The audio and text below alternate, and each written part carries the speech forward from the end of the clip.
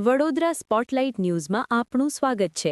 વડોદરા શહેરમાં એક તરફ ગરમીનો પારો સતત વધી રહ્યો છે, ત્યારે બીજી તરફ કામદારોની સુરક્ષાને લઈને ગંભીર પ્રશ્નો ઊભા થયા છે। દાંડિયા બજાર વિસ્તારમાંથી સામે આવેલા વીડિયોમાં સ્પષ્ટ જોવા મળે છે કે કર્મચારીઓ ગટર અને પાણી ભરાયેલા ખાડામાં કોઈપણ પ્રકારની સેફટી કિટ વગર અંદર ઉતરીને કામગીરી કરી રહ્યા છે। પગમાં સેફટી શૂઝ નથી, હાથમાં ગ્લોવ્સ નથી અને શરીર પર કોઈ સુરક્ષા સાધનો પણ જોવા મળતા નથી। માહિતી મુજબ આ કામગીરી કોન્ટ્રાક્ટર અથવા કોર્પોરેશનના કર્મચારીઓ દ્વારા કરવામાં આવી રહી છે, પરંતુ સૌથી મોટો પ્રશ્ન એ ઊભો થાય છે કે આવી જોખમી કામગીરી દરમિયાન કર્મચારીઓની સુરક્ષાની જવાબદારી કોણ લેશે? ગરમીના તાપમાં અને પાણીની અંદર સેફટી વગર કામ કરતા આ કામદારોનો વીડિયો હાલ ચર્ચાનો વિષય બન્યો છે।